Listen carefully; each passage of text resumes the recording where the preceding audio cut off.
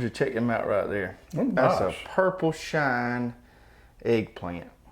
That is your, some people call them like Japanese style eggplant. If you want to fry you some eggplant, Yep. those are the ones that are easy to cut. You can cut them all in even pieces right there. Or stir fry. Or stir fry, that's right. I like them for frying, hard to beat good fried eggplant. These things actually store pretty well too. I've had these in the fridge for about 5 or 6 days. They look good as new. Japanese eggplant. And what I was gonna tell you is, you can get, I didn't realize you can get high dollar for these things. Now in my vegetable bags, I usually put 3 or 4 to the little bag. But my buddy Josh over at our consultant farm, he's been selling them on a co-op, and for the ones these size, he's been getting $5, $6 a piece. You're out of kidding them. me. I'm not, and he can't keep them. Fella wanted to get started market farmer, he might want to have them a few of them. I like them a lot better than the bigger eggplants. For the last 3 or 4 years, that's the style I've grown. But you can come out all right if you can get Oh, yeah. $5 or $6 a piece for that right Yep. there. Anyway, let's say hey to everyone. All right. Hello everybody and welcome to the Row by Row Garden Show. Glad to have you with us tonight. I'm Travis. I'm Greg. We've got a good show planned. We're going to talk about all of our new seed varieties that we've just added to the site and are still adding Yep. some. So we're going to go through all those, tell you what's special about them, why we decided to carry them. But first, always have a little show and tell. What's going on in your garden? Well, I got the last of my flowers planted. If you could see my knees right now, they eat up. I can't get them. I got dirt all over my knees. I have got the last of my flowers planted, and I'm through planting flowers for this year, I think. Okay. And then I'm getting my spots ready for fall garden, and I'm all pumped up about my fall garden. So you went full bore on the flowers this fall, and I did. went full bore on the cover crops this fall. And just had a video come out on Wednesday. My sorghum started going to seed. My brown top millet started going to seed. We did a neat little trick, crimping the sorghum with the lawnmower, and then we mowed the millet and got both of those tarped. And in about 4 weeks, when transplants get ready, we should be good to go there. I'm in the process of getting my spots ready, and I'm gonna tarp them, and I'm getting my seeds in the greenhouse, get everything ready for the 1st of October. Go full force for my transplants. Full force, full force. We had a lot of people last week asking about the pumpkin soup and recipe on it. Pumpkin soup with some good stuff. Okay, so I wrote the recipe down so you can take a look at this. And if you don't get it the first time, if you're watching this live, you can always go back, check the replay on YouTube or Facebook, pause it and write it down. But we'll go through it real quick here. Let me hold it over here in more center right there. Okay, so ingredients, we're talking 2 cups of roasted pumpkin. So you can take your pumpkin, you can slice it up, or you can just cut it in quarters, put it in the oven at 350 for 20 minutes and just roast your pumpkin. Now, whatever you got left over, because that pumpkin's probably gonna make more than that, what we do is we put it in bags and put it in the freezer for next time. It freezer. You got your pumpkin meat, you can use it again next time, okay? First step, roast your pumpkin. Then you're gonna need 3/4 cup of chicken broth, 3/4 cup of milk, a few slices of bacon. You're gonna save your bacon grease on that. A medium onion, clove of garlic. You're gonna put some salt and pepper in there to taste and some parsley for garnish. Now let's talk about how we do it. Real simple, real simple. So first thing you're gonna do is cook your 3 pieces of bacon. Okay, take the bacon out of the pan and then brown your onions and your garlic in that bacon grease. Got it? Okay. Then in a food processor, where you're gonna blend it all up, you're gonna put everything in there except the bacon. So your browned onions, your garlic, your pumpkin, your chicken broth, and your milk. You're gonna put all that in there in the processor, get it nice and pureed. Puree. And then all you gotta do is put that puree on the stovetop for about 20 minutes and heat it up. Reduce it down a little bit. Yeah, get it thick, nice and thick. And then put your little salt and pepper in there to taste. Garnish with a little parsley and some bacon. And partake. And you're good to go. So real simple there.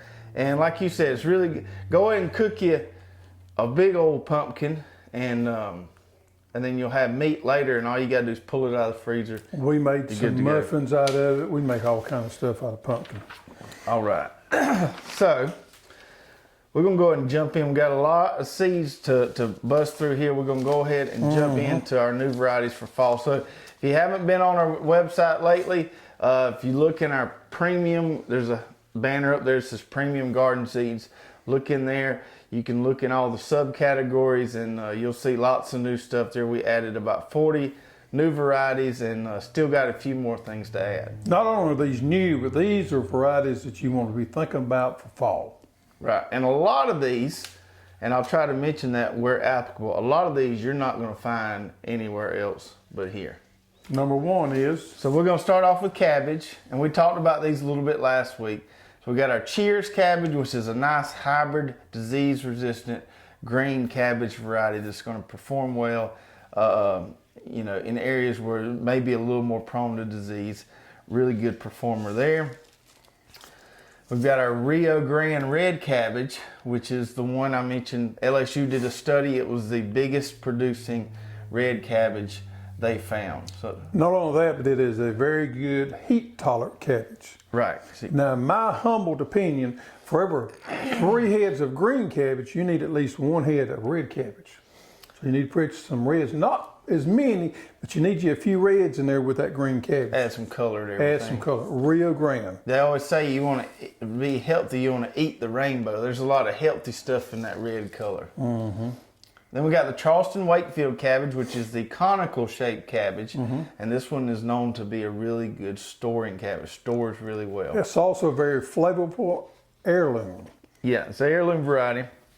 Been around for a while. And then we've got the Savoy King, which is my favorite for if you're going to eat cabbage raw. If you're going to make coleslaw, any kind of raw preparation for cabbage, those crinkled leaves just have a nice crisp crunch to them.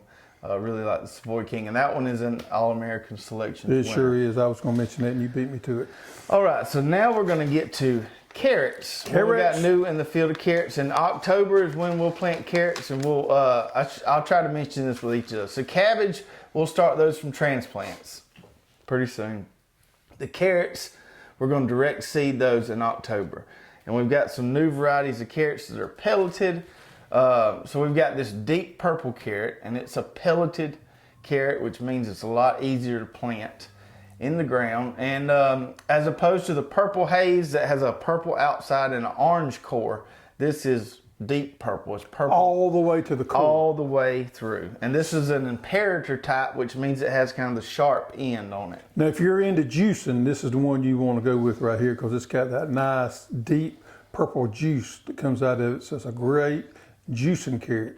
All right, so we got deep purple, which is pelleted. Another new pelleted we got that is Viper. pretty exclusive to us. I don't know anybody else out there carrying this variety. It's a new variety called Viper. And this carrot was specifically designed for really dense plantings. Okay, so it gets pretty long. It can get 12 to 14 inches long. But you can plant them really, really thick, and they'll still perform well for you. Also known for the great flavor and being very crispy. Yeah. Crispy. So these are longer, skinnier carrots, more of the imperator type, but they can be More of the Bugs Bunny type. really thick. Would you say Bugs Bunny? Something like that. Yeah, something like that. All right. Yellowstone. Then we've got, we've had the Yellowstone carrot for a while, but now we have it in pelleted form, which is nice for those of you who want to maybe plant them with a garden seeder, or just a little easier to plant bigger seeds to grab hold to. Now, if you're new to carrots, this is one of the easiest ones to grow right here. Yeah, one of my favorites there. Then we've got this one here, the Gold Nugget, which is another yellow carrot. This is a newer variety, and we've got this. We'll have this in raw and pelleted form. And the Gold Nugget, whereas the Yellowstone is more of a imperator type with a sharp end, the Gold Nugget is more of a Nantes type, so it's a more blunt. It doesn't taper as much from the top to the bottom. Good little slicing carrot. Gold Nugget, that's got to be good, ain't it? Sounds good, don't it? And then lastly, we've got this one here, which is an older variety. It's been around for a while, and I grow it about every year. The Scarlet Nantes is just a good, solid carrot.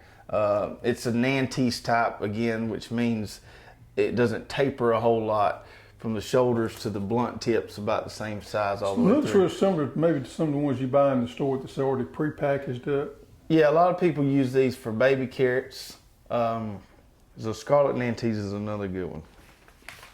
All right, now we're gonna get into new variety of mustard greens we got. And I'm pretty sure this is an AAS winner as well. But do you know what year it was AAS winner? I don't. 1935. Wow, that was way back in the day. Way back in the day. I didn't know they did that back then, but this has been around for a long time. It's a Southern favorite. Yeah, so big, you like the big old mustard green leaves, the curled leaves, real good flavor to them. This is the quintessential green if you like mustard greens. Okay, now let's get into something new. Leeks. Leeks. You're more knowledgeable on leeks than I am, but I'll do what I can. So I grew leeks last year for the first time, and Dixondale, unfortunately, they don't start shipping leek plants until January, but we can grow leeks in the fall, and many people can, and overwinter them as well. So we brought on 2 varieties of leeks. We got a hybrid, really heat tolerant one, and then more of a standard one. This is the hybrid. This is the hybrid. This is called, the name here, you pronounce that Mateko. I wasn't even going to try that. So the J is silent. The Mateko leek. And this is a hybrid. It's really heat tolerant, so you can plant this earlier in the fall. In fact, I should have already started some of these. You could plant them right now and get them off earlier in the fall. You can also overwinter them, but they are known to be really heat tolerant, so you can get them planted earlier than some of the other leek varieties out there. So And this particular variety is also rust tolerant, which is an issue. It's a disease that you have sometimes with leeks. This one is resistant to the rust. right. So we'll start those from transplants, or start transplants of those really soon. And then we got this variety, which is called the Tadorna leek. And this is more of a cooler weather leek. So those of you that live in cooler climates, this is the one you want to plant. You can actually overwinter this one as well. Not to say we couldn't overwinter the first one, but this one is likes the cooler weather, where the other one is really heat tolerant. This one is considered the most reliable open pollinated leek there are out there. Right. It's a what we call a go-to. Go-to variety. Now we're going to get into some lettuce. Okay, and we have kind of prided ourselves on this pelleted lettuce and having some really good heat tolerant yet tasty varieties. And so the first one we've got here is Cherokee, and there's a lot out there written about that, this variety, but it's basically the most heat tolerant red lettuce out there. Really solid variety. It's not going to get bitter if it does. You get a warm spell late, September, October or so. It has a very high resistance to downy mildew. Mm-hmm. Also, it's an open pollinated variety, as you mentioned, so it's a good one to grow right there. Deep, dark red leaf to it. It's heat tolerant, but it's also going to hold up just as well in the cold as other lettuce will. Another new one here that's also pelleted is called Tehama. Tehama, and this is a spring crisp style lettuce. Ruffle leaf. Yeah, nice, real thick, dense heads of the ruffle leaves. And this one pretty heat tolerant as well, slow to bolt. Nice Slow big for tip heads. burn. We see tip burn a lot of times when we have a few hot days, and this one is slow or resistant for that. So this is a good, considered an all-season lettuce. That's right. The next one, we had a lot of people asking for a pelleted romaine. And so we got this variety called Coastal Star, which is a nice romaine variety. It grows those really tall, upright heads. Romaine is nice because it doesn't get as dirty as some of the other lettuces. Stays nice and clean. So a good pelleted romaine variety. You may be familiar with the old Paris Island variety. This one here is similar to that, but it grows a little taller and it has a little greener leaf on it than the Paris Island. That's right. And then the last lettuce variety, which isn't pelleted, but mainly because you plant this stuff real thick. This baby leaf lettuce mix, some people, you've heard it called mesclun mix or something like that. But this is where you just designate you a spot, a square, or a rectangle, and just strew this stuff out there real dense. You get the little baby lettuce leaves, you go out there and cut them, make you a nice little salad.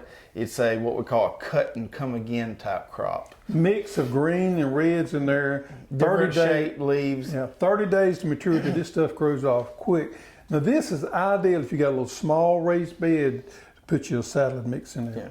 Perfect. All you gotta do is just scratch up the dirt a little bit, rake this in, keep it watered. You'll have your nice little Yeah, you can take bed. a little area 4x4 and you can get a world's of salad off of that. All right. So we talked about lettuce. Let's get into some onions. Everybody's been crazy about onions. Everybody's been asking about onions. So we got 4 onion varieties, and we might even add some more. But the 4 we got right now, we've got the first one here is the candy onion. And this is an intermediate day onion. So this is for you people kind of in the middle of the country.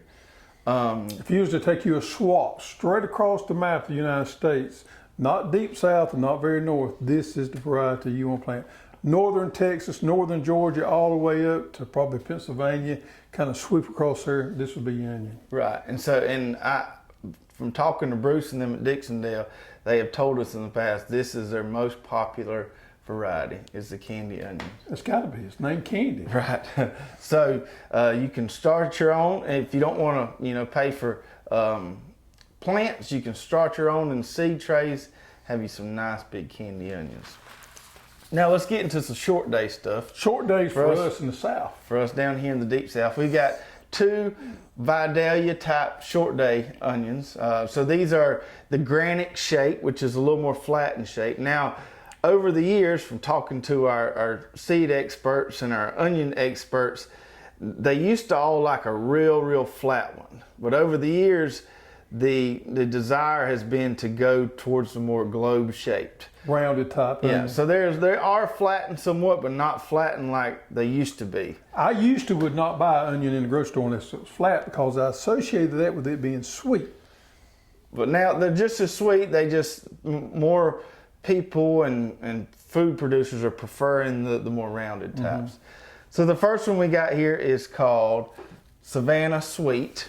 Okay, and this is a Vidalia type. This one has a really early maturity on it, as opposed to the one we'll talk about in just a second. So this is your good Vidalia type. This one's going to mature relatively early. You're looking at 125 days or so on this one. Now this one makes a medium-sized bulb, and it's suited pretty much for all soil types out there. Mm-hmm. So this is a good one to go to, especially if it's your first time growing onions.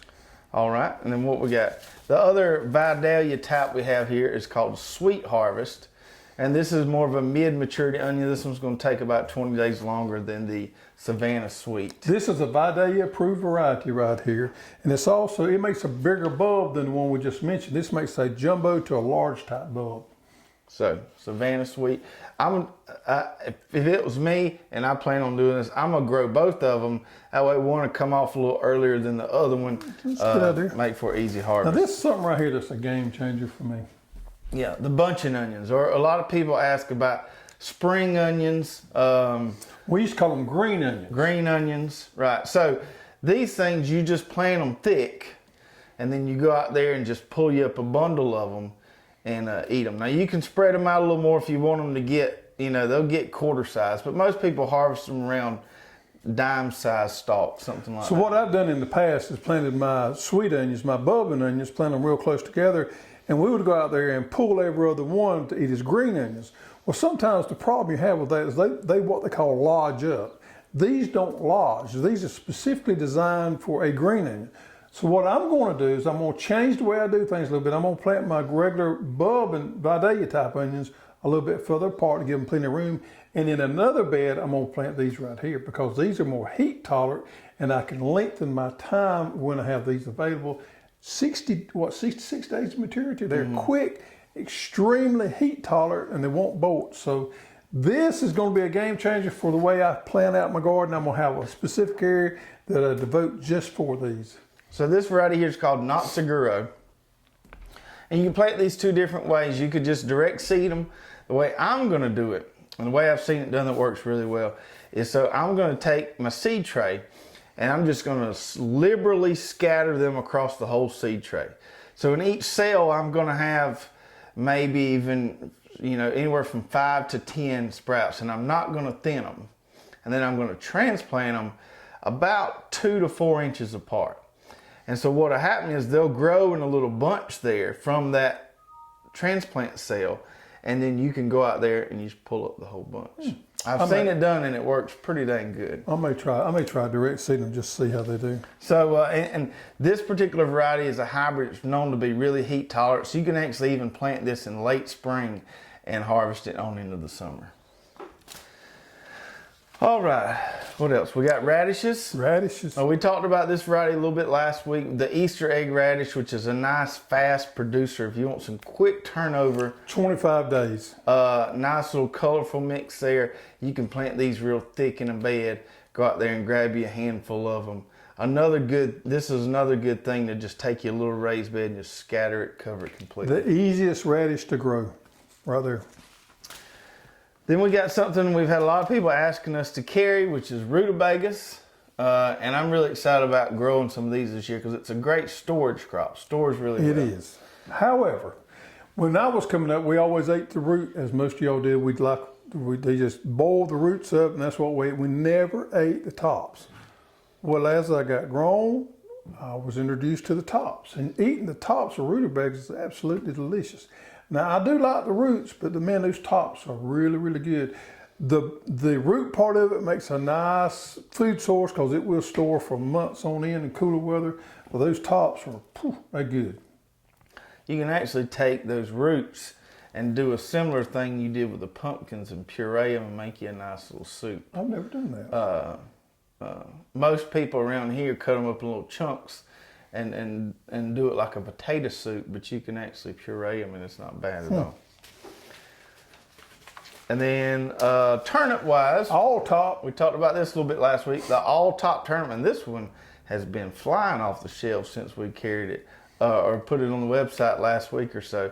A lot of people interested in this one. This is your cut and come again turnip. If you're not really interested in the root and you just want the turnip greens, you can cut these things and they'll grow back and grow back and grow back, make nice big leaves for you. Yep. All top. All top. And then we've got 2 more here. Spinach.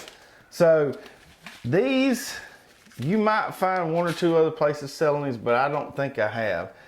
These 2 varieties of spinach here are the most heat tolerant spinach you will find. So you can plant these earlier in fall than any other varieties out there. And we've got 2. They're equally heat tolerant. The only difference is the size of the leaf. So we've got the crocodile and we've got the swan. So Which one's the bigger leaf? Okay, the swan makes the more round circular leaf.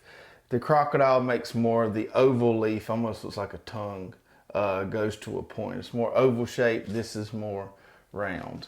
Both of them, great producers. The crocodile just has a bigger leaf, so just depending on what you're looking for, but both of these are awesome. And you can direct seed these or transplant them. Dense plant, you can plant those pretty close together and then cut them when they just come up, make a nice salad out of them or whatever. All right, so go check out all those. If you have any questions about any of them, can I plant this? When? Can I plant this in my zone? Let us know in the comments. We're going to get some questions from last week. Yeah, and one thing about the onions, these onion seeds are flying off the shelf. If you're going to plant onions or you want some of these onion seeds, go ahead and get them. If it's not time for you to plant them, put them in your refrigerator and keep them. But I can tell you, we're probably going to run out of onion seeds. So get them while you can. That's right. Okay, so we're going to get some questions from last week. And if we do answer your question on the show, send us an email to custserve@hosstools.com with your address, and we'll send you a nice little prize. So what do we got here? Wayne Lehman says, of the 4 cabbage seeds you showed, any of them GMO? I would also like to know what you think about GMO products. We got a minute here. I knew this was going to be a tough one right here. Okay, so this is something that's been bothering me a lot lately, and I see it all the time. And when we started carrying seeds, I wanted to make a conscious decision not to throw this non-GMO labeling all over everything, because I think it is a scare tactic that some companies use, and it's a lot of fear-mongering. And it causes questions like this, where somebody asks a question that some people might think was even a silly question. And then some people don't know. Right. So let's start off with this. No, Our cabbage varieties aren't GMO. There's no such thing as GMO cabbage. There's companies out there that want you to believe that there is GMO cabbage, and that if you don't buy from them, there's a chance you could buy GMO cabbage, but that is not the case. So if you see seed companies saying non-GMO this, non-GMO that, they're just using scare tactics mainly. Let me go over some things here. These are the only GMO crops out there: canola, cotton, corn, soybean, sugar beet, squash, sugar cane, tobacco, potato, petunia, rose, carnation, papaya, eggplant, and poplar tree. Of those 15 or so, the only ones that apply to us vegetable gardeners would be corn, sugar beet, squash, potato, and eggplant. That's 5. There's only 5 GMO vegetable crops in production today. Now, they did come out years ago with the tomato, but it didn't make it. They flew by the wayside. It's not in production anymore. So there's only 5 out there. There's no such thing as GMO cabbage, no such thing as GMO peppers, no such thing as GMO carrots. So if you see somebody advertising that, take it upon yourself to call them out and tell them that that's fear mongering. The other thing is, what people don't realize is there is absolutely no chance that you're going to accidentally buy GMO seeds. It's not going to happen. What reason? Number one, these companies that make GMO seeds have zero interest in marketing to people like us. They want to sell, thousands of pounds of seed to a big farmer. They don't have any interest in selling in small packages. They don't even have any interest in marketing to us. So there you go. The other thing is, if you do buy those seeds, which you're probably never going to do, they are extremely expensive. You would know if you were buying GMO seeds, because you're going to be paying probably $0.25 a seed.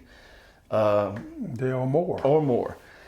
The third thing is, when you buy GMO seeds, you have to sign an intellectual property agreement saying you're not going to proliferate and sell these seeds. So nobody that's a backyard gardener or even a small-scale market farmer should ever worry about buying GMO seeds, because you're never going to accidentally do it. If you do it, I promise you it will be intentional and you will know.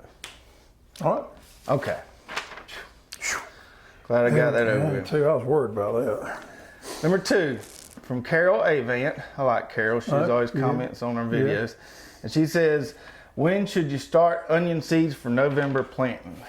You need to plant your onion seeds 6 weeks prior. So if you're going to plant the 1st of November, which is what we're going to do, then you need to back that up 6 weeks, and that would be the 15th of September.